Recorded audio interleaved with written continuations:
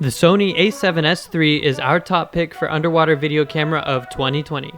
Today we're going to show you exactly why this 4K full-frame mirrorless camera capable of 120 frames per second, 10-bit 422 footage is so exciting with real-world underwater video footage and anecdotes. Let's get started.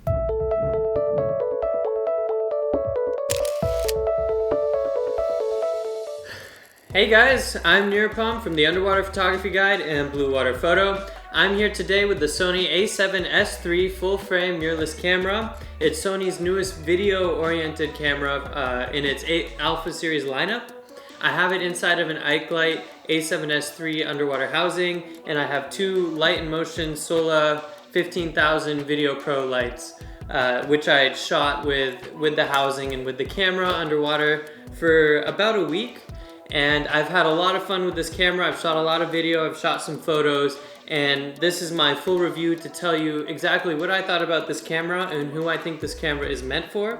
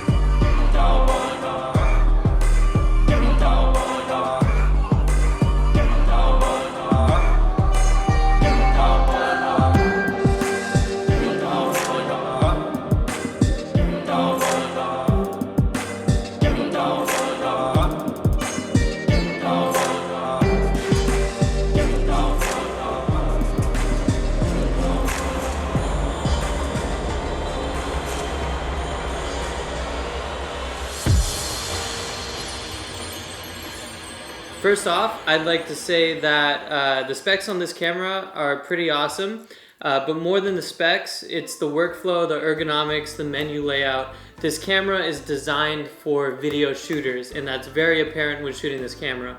Starting off with the specs, just a quick review. I know there's a lot of videos out there doing full reviews, more in-depth reviews, and I recommend checking those out on YouTube. But this one is underwater oriented, so the A7S III can shoot 12 megapixel photos. It has a full frame 35mm sensor. It can do 4K video, and it can't do more than 4K because 12 megapixels is kind of the minimum you need for 4K shooting.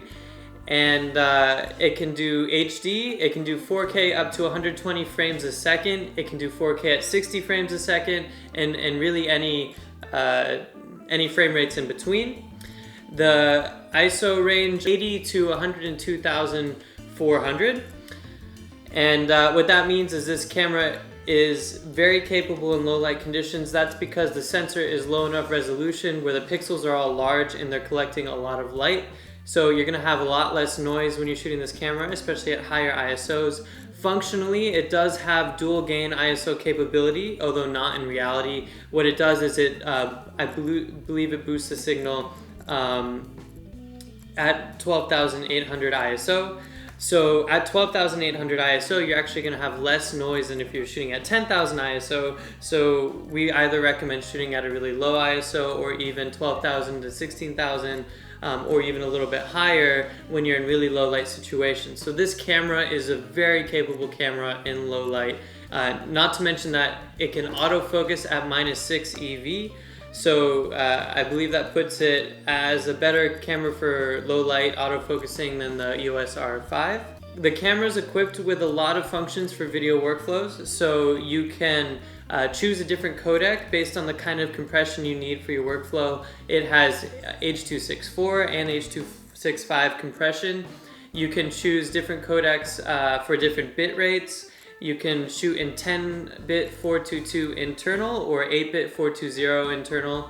10-bit 422 internal is great if you want the full color gamut when you're shooting S-Log and logarithmic profiles. This camera does S-Log2, S-Log3, different Cine profiles, hybrid log gamma. So when it comes to logarithmic shooting and color grading, making sure that you have the right colors, contrast, details in post, this camera is perfect. If you do want to shoot raw video, unlike the EOS R5, this camera does not do raw video internally, but it does do it with an external recorder, so you can shoot 16-bit raw video externally, which is also awesome if you really want to get into your professional level post-processing.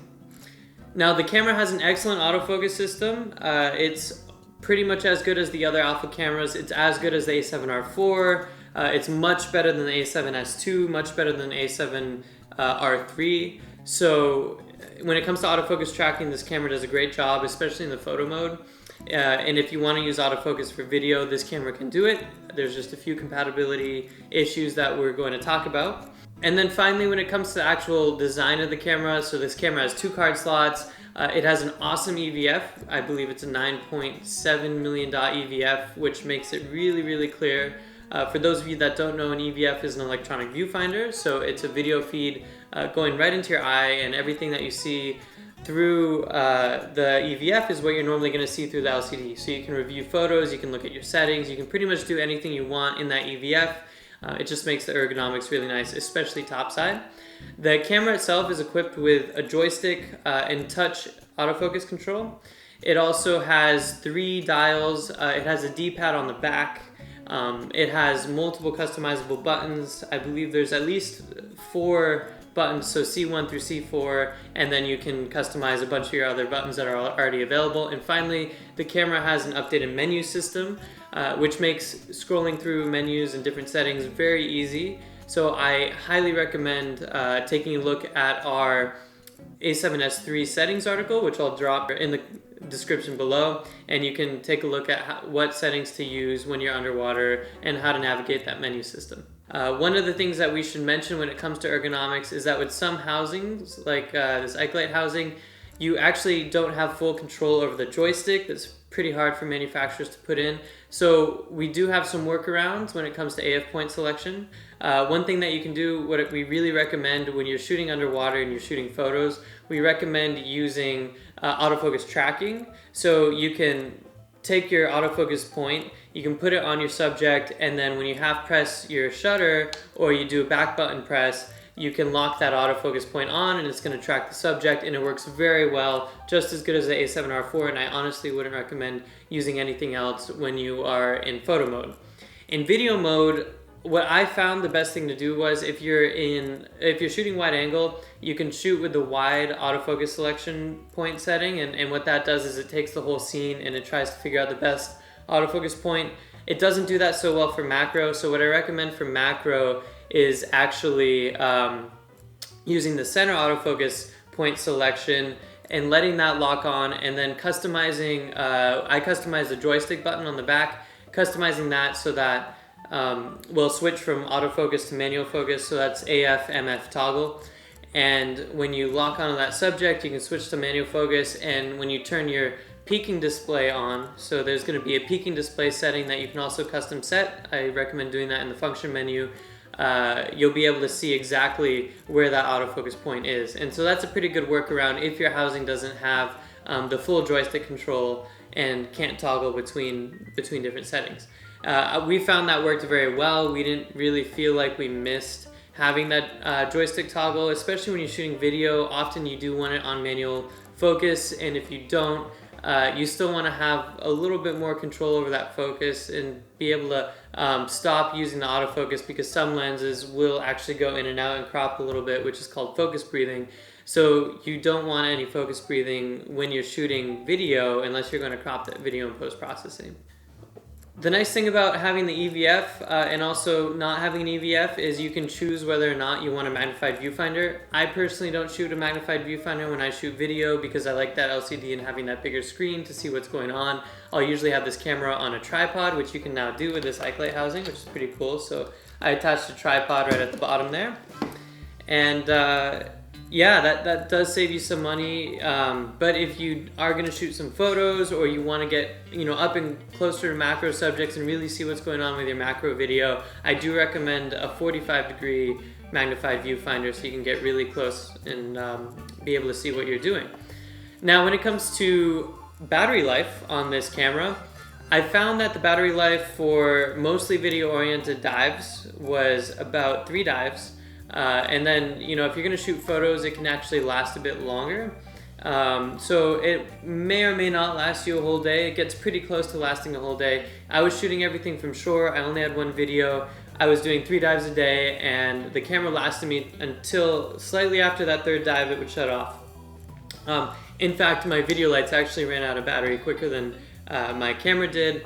And again, when you're shooting at high bit rates, 10-bit 422, and you're shooting 4K, sometimes that memory card can fill up a bit quicker.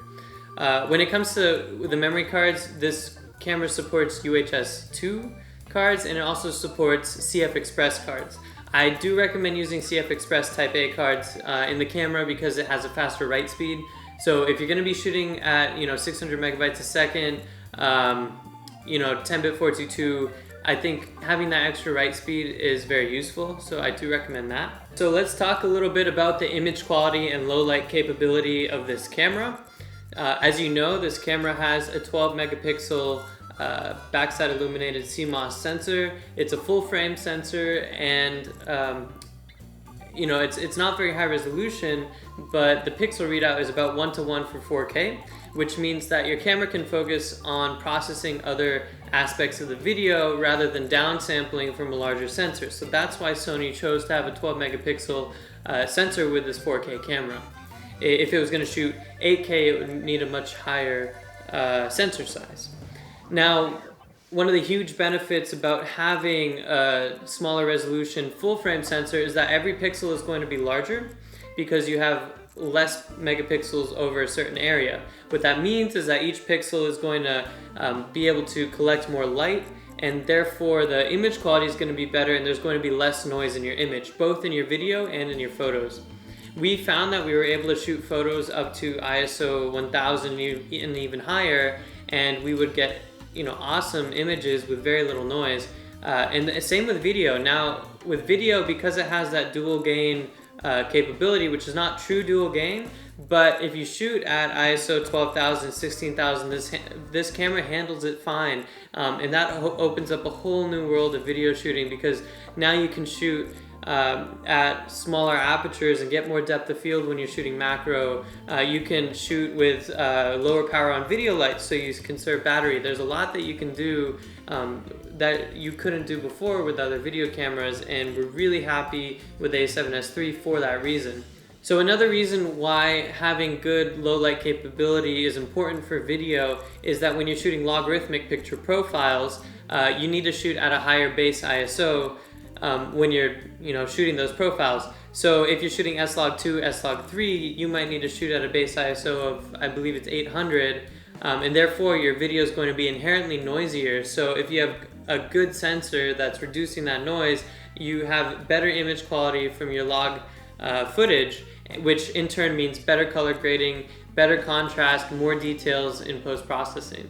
This camera can really do it all, especially when it comes to picture profiles. You can shoot S-Log3, S-Log2, you can shoot a wide range of Cine and hybrid log gamma profiles. So those profiles are a little bit easier to color grade than S-Log2 and S-Log3. When we were shooting, we shot S-Log2 and 3 to get the best results, to get the most dynamic range. It is harder to color grade, but we were confident that we were going to get good video with no noise, which really made our video performance a lot better than we could get with A7R IV, where we had a high megapixel sensor, high resolution sensor, and we were still shooting in S-Log2, S-Log3, but all of our video was noisy because that sensor really can't handle those higher ISOs. Like most modern full-frame mirrorless cameras, the A7S III has 5-axis in-body image stabilization. It's very good, but it's not quite as good as Nikon's, and it's not nearly as good as Canon's. So if you need to do a lot of handheld video shooting, we do recommend the Canon EOS R5 for better in-body image stabilization. But to be honest, if you're a serious video shooter, that's not going to really matter. A lot of what you're doing is on a tripod, and even when you're shooting wide angle, this system does have really good image stabilization. One of the new features on the A7S III is the new Steady Shot Active mode, and what that does is it crops your video in just a little bit, which can be beneficial for underwater shooting, and it uses digital image stabilization to get better stabilization in your video. Now, typically, digital image stabilization does introduce an element of warpiness. With the Sony, we actually didn't really see that. So most of our video was shot handheld. It was shot with Steady Shot Active, and we were really happy with what we were getting. So we recommend shooting that if you're going to be shooting handheld video. And if you're not going to be shooting handheld, we do recommend the normal Steady Shot stabilization mode. Now, I've already spoken about the autofocus system and some tips to get around the lack of the joystick control with some housings, but I did want to reiterate that the autofocusing system is excellent. It's really the top of the line. It's better than the EOS R5s in many ways, especially when it comes to the photo mode. It's very similar to the A7R IV. That being said, we did notice that the A7S III does not work when it comes to animal eye autofocus control. Some cameras will work with animal eye autofocus. The Canon EOS R5 especially works in macro mode. But when it comes to A7S III, we don't recommend using that mode or even expecting any results from it. In any of our tests, the camera never figured out that there was a fisheye in the frame. When it comes to video file types and codecs, this camera can do, like I said, H.264 and H.265 compression. We played around with different types of compression and different file types, and we recommend, the XAVC-S4K mode. That's our favorite mode for, being able to post-process quickly afterwards, so there's not too much compression and still getting a lot of detail in a high bit rate in that video. So that codec also has the widest range of frame rates that you can use. So you can use anywhere from 24 to 120 frames a second. Now, we did shoot at 4K for all of our video. We also played around with 4K at 60 frames a second and 4K at 120 frames a second. We do recommend shooting for the most part at 60 frames a second. I think that's the perfect way to go for underwater video. You can slow that down in post-processing. Shooting at 120 frames a second is great. It's slow motion video. You can really slow it down, really stabilize your video, but you'll get a lot of data piling onto your card, and that card's gonna fill up pretty quick. I also wanted to talk a little bit about the lenses that we shot in our review. So for our review for wide angle, we shot the Canon 8 to 15 millimeter fisheye with a Metabones adapter. We thought that was going to be the best lens for close focus wide angle, which we like to do, especially here in cold waters in the Pacific Northwest. You really want to get close to your subjects, get the light on it, and take your video. However, the autofocus was very slow with the Metabones adapter and with the Canon lens. To the point where I would say if you plan on doing any autofocus, even for photos, I might not recommend the Canon 8 to 15. I would actually recommend the Sony 16 to 35 millimeter lens, which we sell at Blue Water Photo. And then for macro, we shot with the Sigma 105 millimeter macro lens. That was our first time shooting it. It's a really awesome lens. I was really impressed. I personally think, I personally prefer it now to the Sony 90. There are some benefits of using the Sony 90. There's a little bit less focus breathing, but for what I do, I really like the Sigma 105. So just going over the housings for this camera, currently there are 2 models out, and we are anticipating a lot more to come out in the near future. Currently we have the Eichlet A7S III housing, which we shot for our review. The Nauticam A7S III housing is also out. They're 2 very different housings. This one is a polycarbonate housing. The Nauticam housing is an aluminum housing. There's drawbacks and benefits to both types of housing, and you know, if you're considering trying to decide between which housing, feel free to reach out to our sales staff at Blue Water Photo. That's sales@bluewaterphotostore.com. I'll drop a link below. So I have heard rumors about some other users in direct sunlight and 90-degree heat. Their camera might overheat when they're shooting 4K at 60 frames a second. When you're in the water, you have it in a housing, it's really being cooled down by that water. We never had any problems with it overheating. There's no recording limits like there are on the R5.